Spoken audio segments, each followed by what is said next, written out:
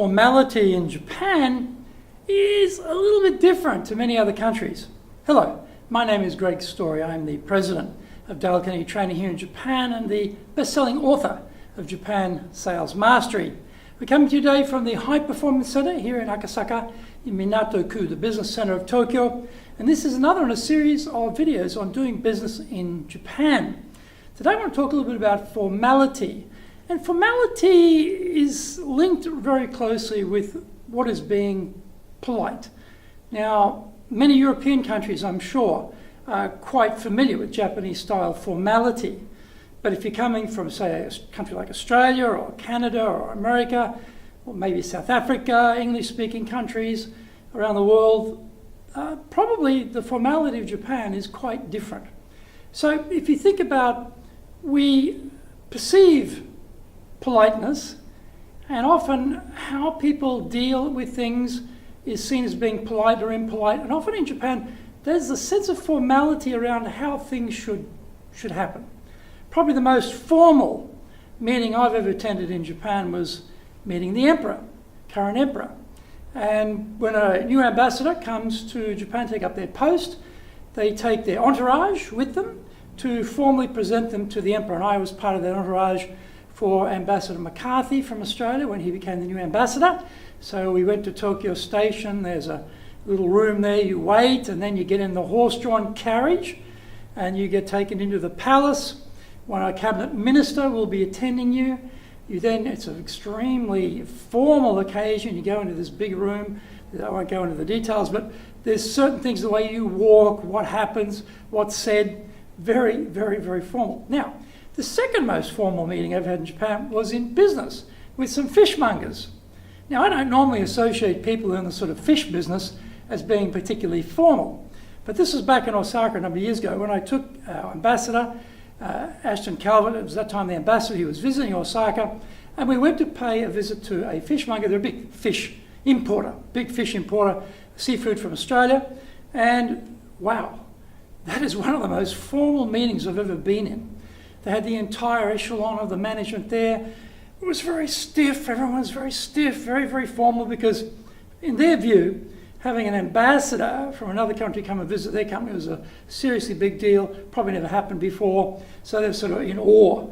And the whole thing was incredibly formal.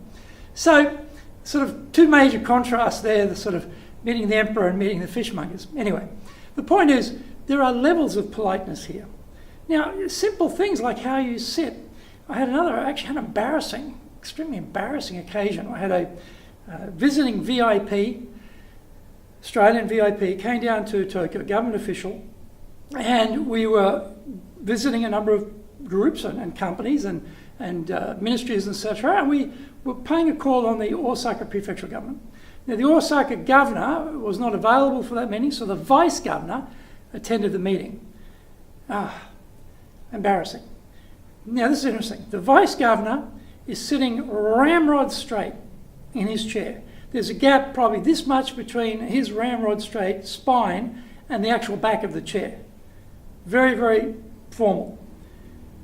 My VIP is got the legs kicked out, lounging back in the chair like he's at home on the lounge watching the football or something. Basically, he looked like a slob compared to this vice governor who looked perfect. This is the difference of formality. What is polite? Lounging around like this in a formal meeting, is that actually polite? Is that showing any respect for the person you're calling on? I didn't think so. Pretty tricky subject though. How do you bridge that subject with the big shot VIP? I tried to do it subtly. I wasn't very successful, by the way. I tried. But that is one of the things. What is polite? How we behave. What is polite? So when we're in business, always think about Japan is very much more formal. You go into the meeting room. It's a big meeting room. And the chairs are miles apart, these big wooden sort of, with armrest chairs, and they're very big and solid. They probably weigh about 50 kilograms. And they're sort of placed there, and there's tables, and it's their way over there, your way over here. Very hard to have an intimate relationship, build up some rapport at that distance in this very, very formal occasion. Now, if you're a training company like we are, and you want to show people stuff, that's really hard. You have to get up and say, excuse me, can I come over and sit next to you? I want to show you something. You've got to do it. But the situation is formal. Why? Because you're treated as an important visitor. They've got other meeting rooms which are much less formal and much less grandiose.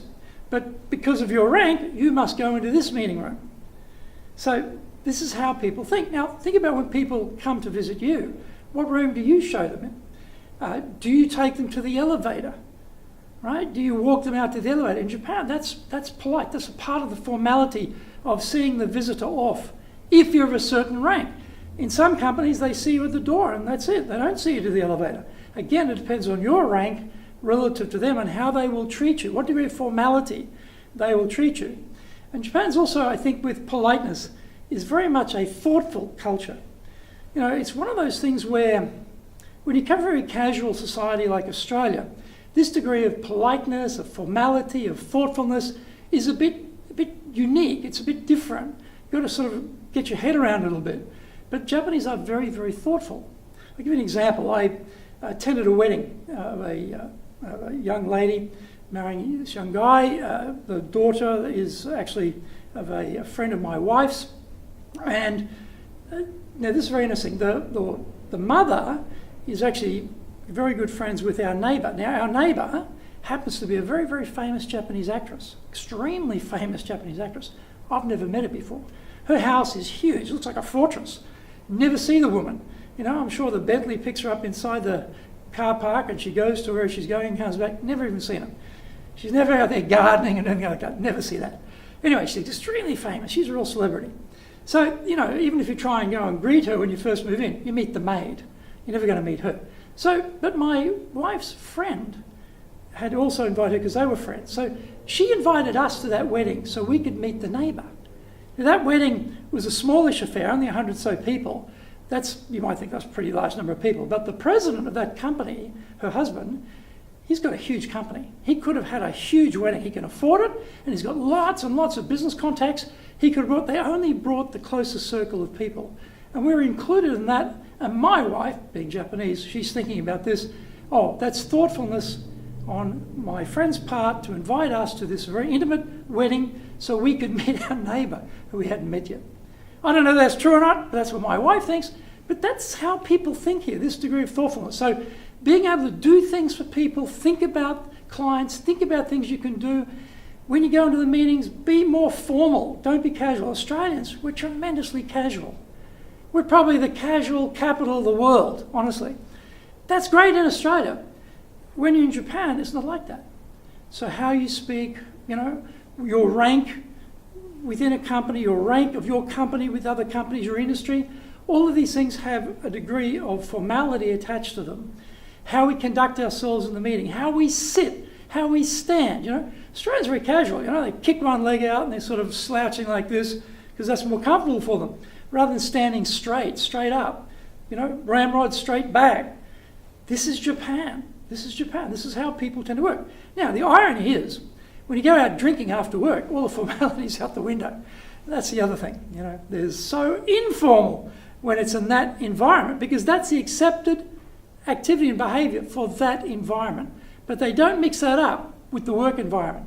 In Australia, we tend to have a very much less clear-cut differentiator between where that sort of casualness and formality starts and ends. So that's maybe Australians particularly, but I think it's also the same for most others. I think maybe in the European case, many of your societies, I think, are much more formal than Australian society. So for you, maybe Japanese formality is closer in feel than it would be for someone like me. But I would say Japan is a very formal country. It loves ceremony and formality. Hey, we aren't going to change that. Learn to go with it and think, what degree of formality do I need to adopt to be considered polite and proper in this meeting? If you want to be, no, look, I'm going to do it my way. This is how we do it in Australia. I don't care about their formality. I think this is how it should be done. Well, good luck with that one. Let me know how it works out for you in Japan. I would recommend you don't do that. I recommend you be seen as being polite in a Japanese context. You will never be Japanese, trust me. You'll never be considered Japanese, trust me. but you will be considered polite from their point of view with their reference point, and we have to be conscious of that. And maybe we've got to up the formality a little bit, at least during the working hours, and after hours, hey, we know how to do that. So let's think about being a bit more formal to show that we are polite and considerate, and let's be thoughtful about our clients.